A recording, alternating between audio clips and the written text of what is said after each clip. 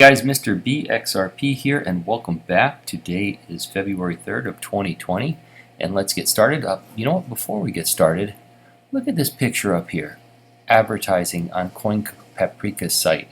Peter Schiff Mutual Funds. You know, it's funny that digital assets are not good enough for him, but he's advertising on CoinPaprika's site. I find that very ironic. Anyway. Moving on, so not much going on in the market today, guys. Everything in the top three are down a little, about 0.5%.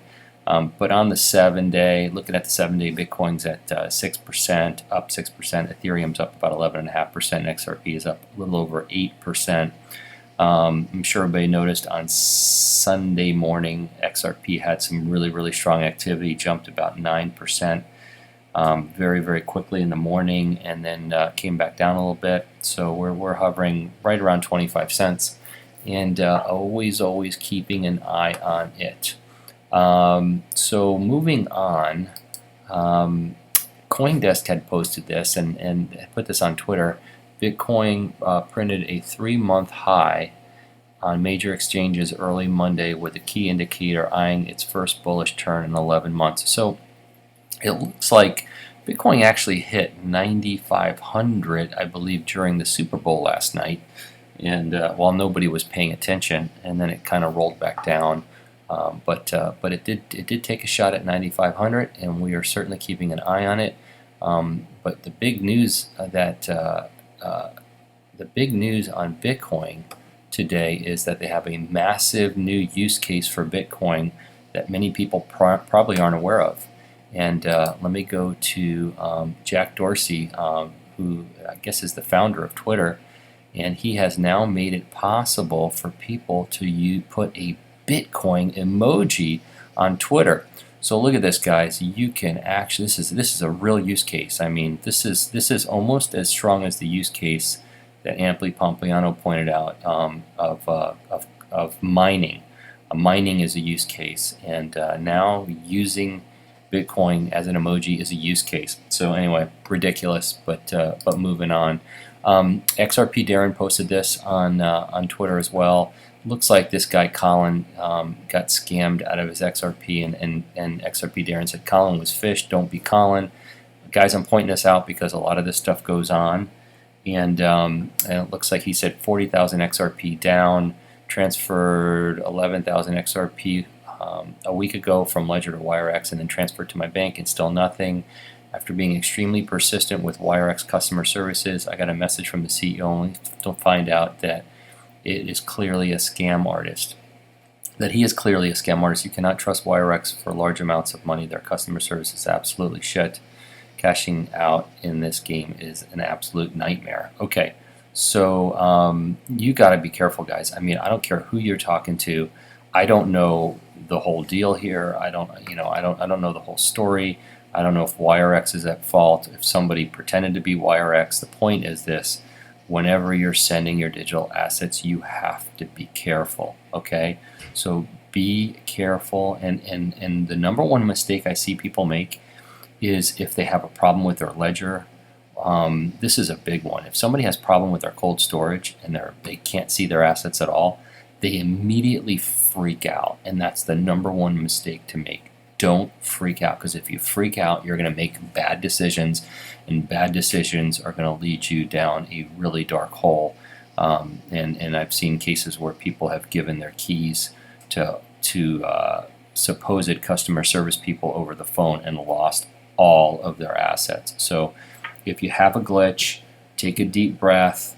Ask for help from the right people. Make sure you're talking to the right people, and never give out your private keys ever. So anyway, look, just a PSA for you guys. And moving on. This I saw on Twitter as well. This guy got this tattoo. A little hard to see what he did there. He is XRP to the world at BORRKG, and it's easier to see. Looks like somebody flipped it. So one chance, XRP. All right. That is some tattoo he's got going on there. Interesting. Okay, moving on. This is going to be Brad Garlinghouse tomorrow at Ripple's headquarters. Brad is from Kansas, guys. So it says Kansas man asking the score in San Francisco headquarters. I am sure Brad is very happy today that the Kansas City Chiefs won in the Super Bowl, so that is very, very cool. And this brings me to one of the things I want to discuss, actually the main thing I want to discuss today with everybody, which is here's what I would say, this is a bad news, good news thing, okay? So the bad news is XRP is not being used and not doing its job the way it was intended. That is just the bottom line. It's being used in a very small scale, but not being used in how it was intended. Okay, that's the bad news, and that's what gets people frustrated every day. But look at what David Schwartz said, and he's got this whole thing here about how an increase in price is a major benefit to Ripple. But the most important thing I want to point out is he says this: when Bitcoins sold for $1, you couldn't really use them to buy or sell a house. You can now. Bigger transactions require bigger value. The higher the price of XRP, the larger payments Ripple can target. Okay, and then he goes on to say, when you're expecting exponential growth, even a small increase in your starting point can pay huge dividends down the line. Here's my point. Ripple knows that XRP is not going to do its job at 25 cents, guys. I mean, it's just not going to happen. So as much as if you think you want the price to increase, okay, they have everything on the line here. They're not moving any significant sums of money at 25 cents. It's just not going to happen. And when I was at Swell and I was talking to bankers were talking about, when is the value of XRP going to go up? They were asking me. I mean, I don't know why they're asking me. I don't know when the value is going to go up. But listen, the point is this: I'm sure there's a plan. I'm sure they're certainly not waiting for a bull run. They didn't go to bankers and say, hey, there's a great way we can move your money. You can bring all your Nostro money home, and we'll be able to whip your fiat across the world, exchange it to XRP, and then exchange it out to the fiat currency wherever you're sending it. And it's all going to happen in 3 to 4 seconds. But and you're going to save a ton of money doing it. But you can't do it until the next digital asset bull run. I mean, that's certainly not part of their presentation, guys. How and when this is going to happen is the biggest mystery to everyone in our space, is how and when the price of XRP is going to increase.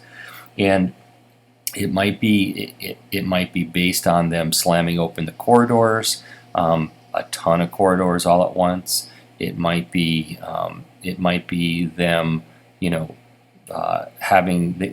making an announcement on the escrow, that maybe there's pre-allocation of the escrow and what that looks like, and who might own it, and then when people realize that Ripple doesn't own all of that escrow, that might increase the price. But my point is, there's 100 ways that the price might increase, but I want you to understand something.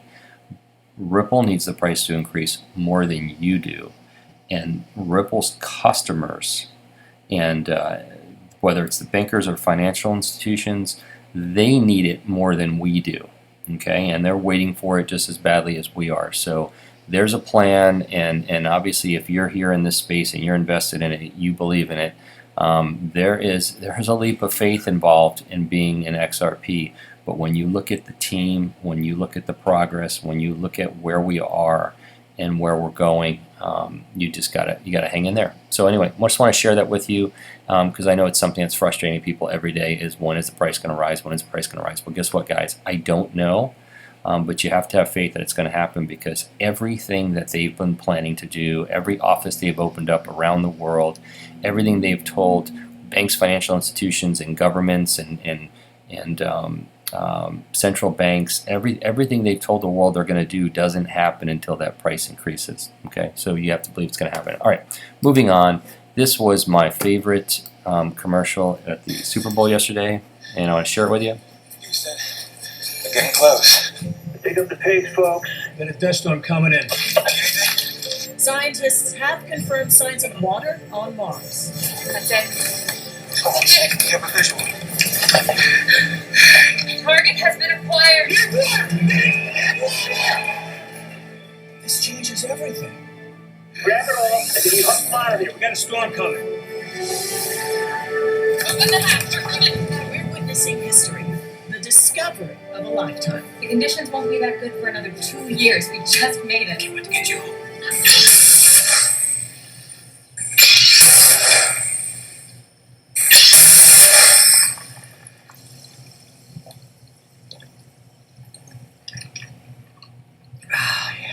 That was the Mars water. Oh, I thought it said Mark's water.